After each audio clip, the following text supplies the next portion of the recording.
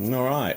My AtomStack comes with a little plug that whenever you pull this in, take it off, you pull this little plug out. Well, being in communications for 42 years, I learned a long time ago that if you take a plug and you waller it in and out like a USB plug, that point of friction will eventually wear out and you'll have a sloppy joint and then you'll have all kinds of issues going on. So what I do is I try to extend and keep the original port tight by just not making it something I unplug and unplug all the time. And so I just use a replaceable cable and put all the friction out here on the end.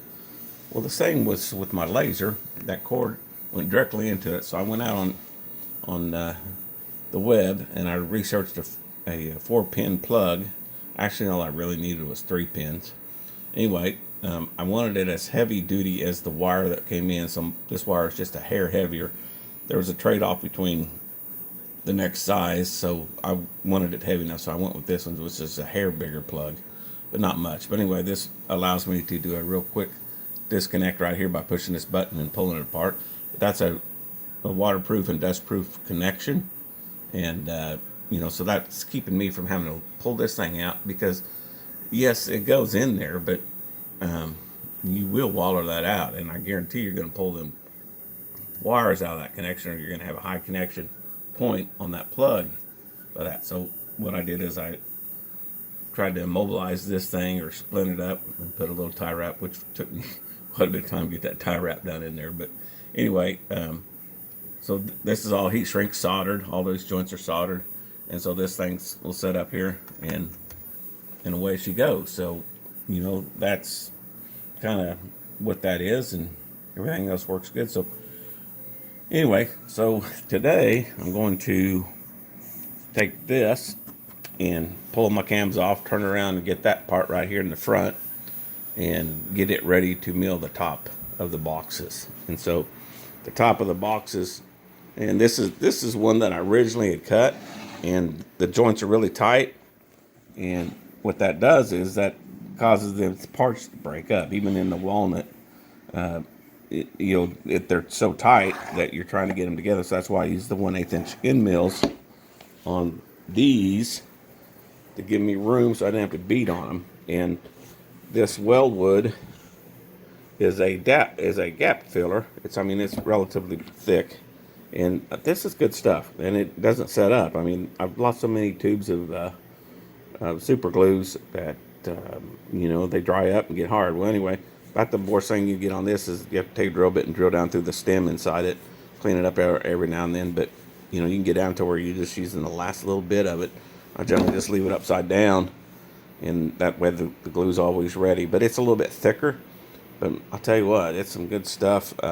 It'll stay on your fingers for weeks. So if you're handling it, it's it'll stay there. So use acetone to clean it off your fingers. Just keep your fingers down in like a little jar, like ladies do their fingernails, and just let them soak for a little bit and wipe them with a rag, and they'll clean up. But anyway, I like that stuff. I buy it in packs of like 6, and about $70. It's about $10 a bottle, and I really like it.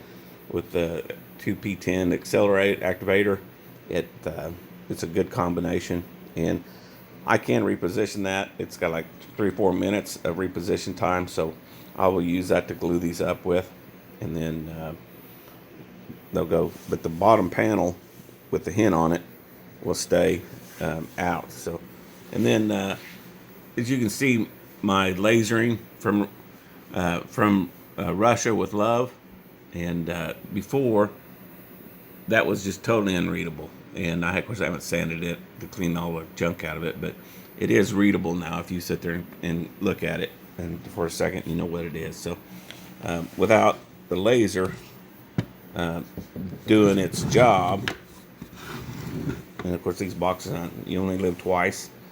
Even that text, as small as it is, without the laser burning it, you had trouble reading it. So the laser, being able to take the laser and going into a carve like that, yeah, I could have used the carving or the laser to do all that, but I wanted it to be 3D. I wanted it to be more than that. So anyway, that's coming there, and of course the hint's right here on the bottom.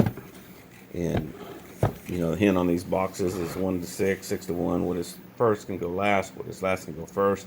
Make a list, tap the stars to close, follow the moon to open.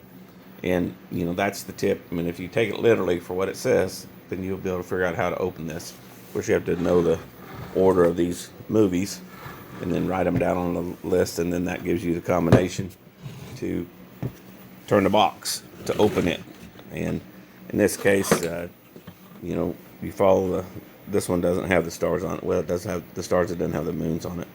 But anyway, you know, first, second, third, fourth, fifth, and sixth, and then you turn them, and you flip them, and then the key cards go up and down. So you can see this card here, it moves into lock, or it slides down, and that. And each one of these cards in here will go up and down.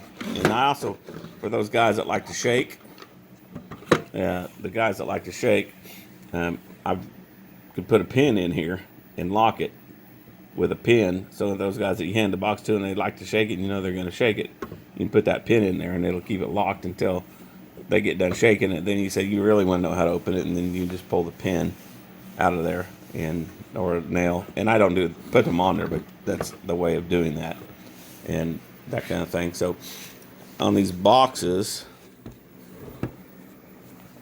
there's a little bitty laser thing right in here. It looks like a glitch. You're not sure really what it is because it's kind of an oblong thing.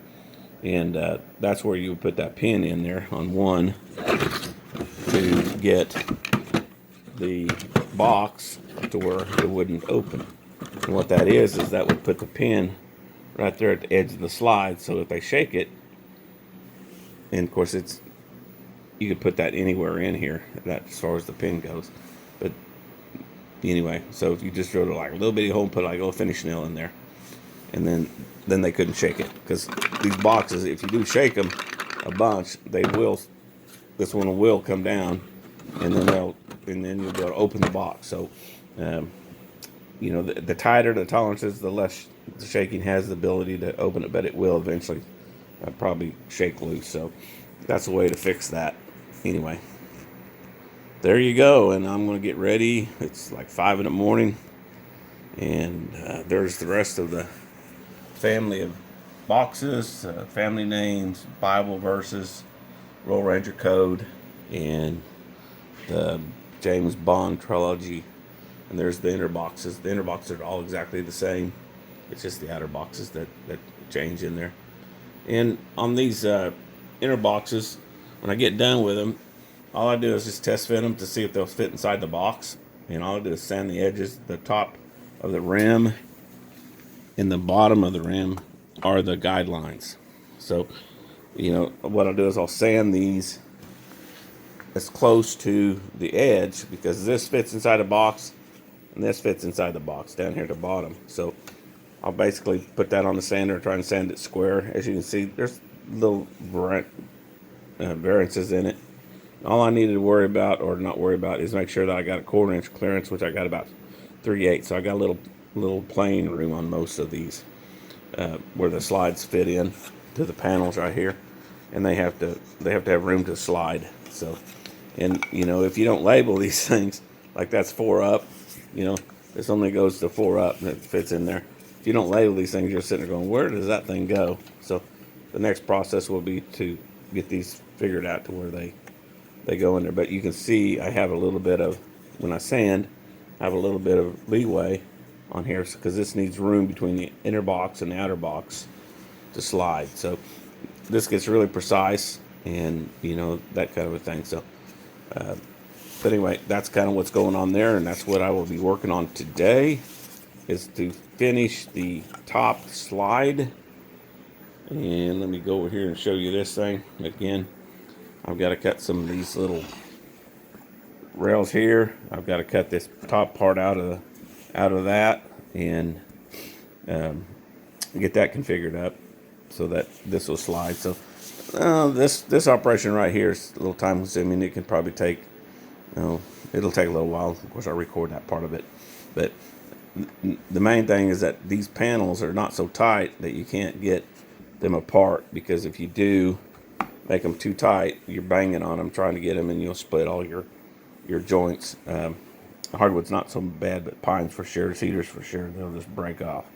And this one here, if you pounded it together, you're going to be pounding on it trying to get it apart.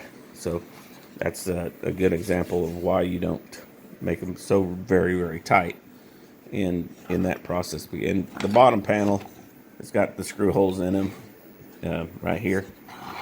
This one here, it's got the screw holes in it, so that you'll take the brass screw out of it, and then you want this to be able to slip in and out. That's how you do maintenance. They are subject to humidity and little graphite, like just door lock graphite that you put on a Pinewood Derby car will keep them going once you get them sanded. And if you set them out in the rain, good luck. I mean, it's going to swell up and not work. But just keep them basically out of the rain, you're going to be fine. But if you want to ever mess one up, just drop it in the bathtub. It will not slide, so everything will swell up. But anyway, that's where we're going today, and we're going to get out here and get this thing together. And the exciting part is fine-tuning these and get this project done. These boxes probably will have 4 hours in each one.